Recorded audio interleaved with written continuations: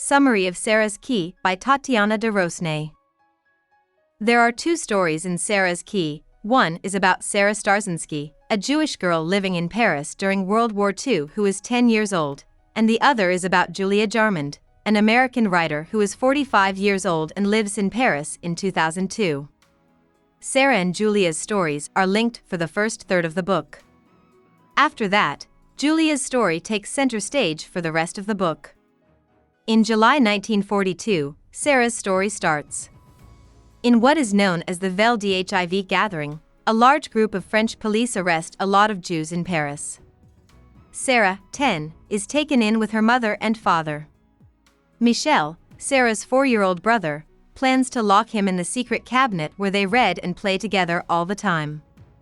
Sarah takes the cabinet key and says she'll be back soon for Michel, but she doesn't know what that means because her family was arrested. The concierges talk with the police leads Sarah to believe that Madame Royer was the one who gave up Sarah's family to the police as the Starzynsky family is led out of their apartment building on the Rue de Saint-Ange. Sarah, her family, and other Jewish families are held without food, water, or toilets for several days in the Velodrome d'Hiver, an indoor cycling track. They were first detained in a garage on the Rue de Bretagne, where Sarah recognized both other prisoners and police officers from the neighborhood. By now, Sarah has shown her parents the key, and they are both heartbroken because they know Sarah left her brother to die without meaning to. But Sarah promises she will find a way to get back to her brother. Sarah, her parents, and others are finally taken to a train stop and taken from Paris to the Bonne-la-Rolande camp. When they get there, the men are separated from the women and children. Soon after, the French police who are running the camp physically separate the mothers and children as well. She is left with the other kids, many of whom are very young. Sarah makes friends with a girl named Rachel. Sarah and Rachel agree to get out of the camp, and they are able to do so after Sarah talks the police officer who sees them crawling under the barbed wire fence into letting them go. Sarah and Rachel walk for miles through the countryside and hide in a dog shed, then in the woods. These are the places where an old guy named Jules Dufair finds them. Sarah and Rachel are taken care of by Jules and his wife Genevieve. Jules and Genevieve decide to call a doctor even though it might be risky when Rachel gets very sick with dysentery. In case someone gets away, they tell Sarah to hide in the basement because her shaved head will make her easy to spot. The doctor goes to see Rachel, then leaves and comes back with a group of German officers. Sarah hides in the cellar to stay safe, but the Germans take Rachel with them, and Sarah never hears from Rachel again. Sarah is devastated that Rachel was captured and that both of her parents have died. She decides to go back to Paris to find Michel. Genevieve and Jules decide to go with her. To get back into captured Paris, the three are able to bribe a police officer and say that Sarah is their granddaughter, Jules and Genevieve. Sarah shows them the way back to her apartment, where a boy about her age named Edouard Tezak and his family are now living. He greets her. Sarah breaks into the flat and uses the key she has been hiding all this time to open the secret cabinet. Inside, she finds the burned, dead body of her brother. She is so upset that she falls to the ground and screams. This is where Sarah's story ends. Julia's story is the only way to learn more about Sarah's life. Julia is American and lives in Paris with her French husband Bertrand Tezak and their 11-year-old daughter Zoe. At the start of her story, Julia is going to move into the Paris apartment that used to belong to Bertrand's grandmother, who the family affectionately calls Mame. Julia has never felt welcome with her husband's family, but she is very close to Mame and sees her once a week at the care home. Julia gets a call from her boss, Joshua, asking her to come in to work while she is looking at the flat. When Julia gets there, she is told to write a piece about the Vel d'Hiv roundup, which will be remembered in a few months. Julia doesn't know much about this historical event, but she is eager to learn more. Soon, the sad deaths of the thousands of children who were taken during the roundup became her only thought. Julie tries to talk to her husband about it, but Bertrand brushes it off, telling her that no one cares about the roundup and, by extension, no one will read her story. It comes out that Julia wants a second child but hasn't been able to because she's had several early miscarriages and Zoe's pregnancy was hard. Julia finds out that the apartment she is about to move into used to belong to a Jewish family who was taken during the roundup through study, interviews, and a conversation with Mame.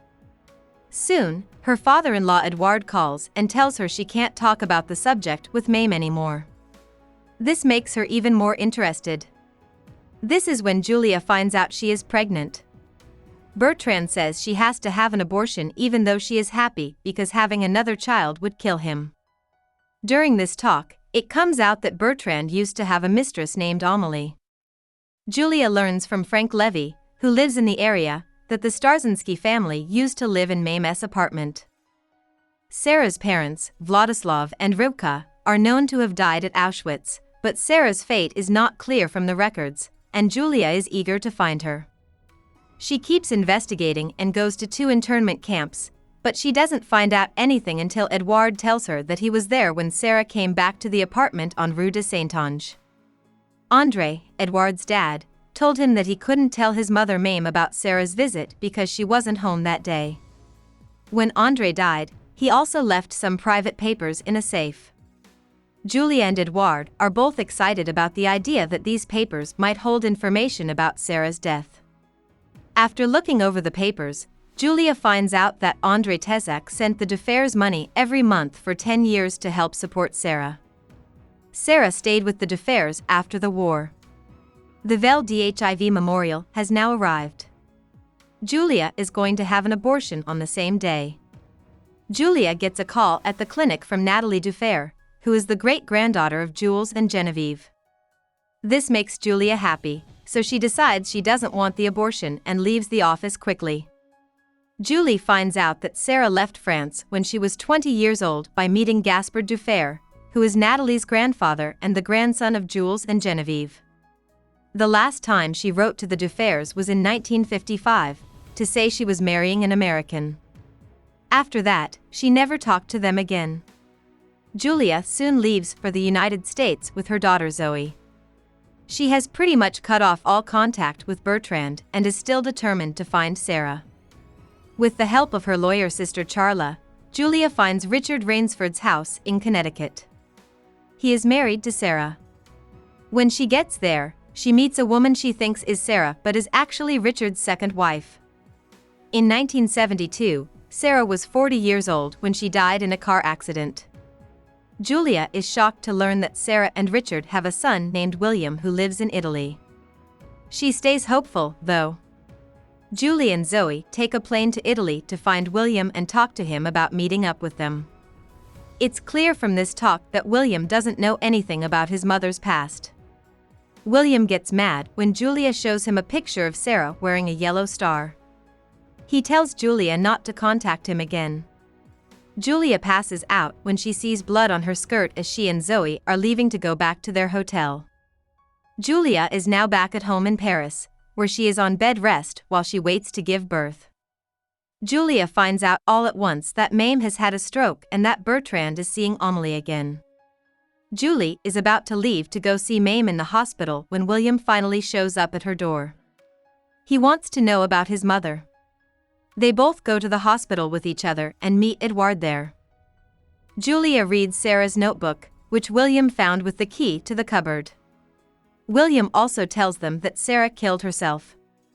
That night, Zoe tells the Tezek family and Julia another shocking secret. Mame knew about Sarah the whole time, even though her husband and son tried to keep it a secret. After 3 years, Julia and Bertrand are no longer together. She now lives in New York City with Zoe and her new daughter. Juliet is so sad that she often thinks about looking up William. She gets a call out of the blue from William, who is also divorced and living in New York City. Two of them arrange to meet for a coffee, during which they talk about Sarah Starzynsky, and Julia reveals that she has called her baby daughter Sarah in honor of William's mother. In tears, Julia and William hold hands. About the author. Tatiana De Rosnay was born in the country outside of Paris on September 28, 1961. She has English, French, and Russian roots. De Rosnay grew up in both Paris and Boston. She moved to Boston when her father got a job teaching at MIT. She got her bachelor's degree from the University of East Anglia in Norwich, England. After that, she worked as a reporter and editor in Paris. She has written more than 10 books in French and a few in English. She lives in Paris with her husband and kids. Hope we summarized it fully and you liked it. Please hit the like button and subscribe to our channel so that we are motivated to create more videos.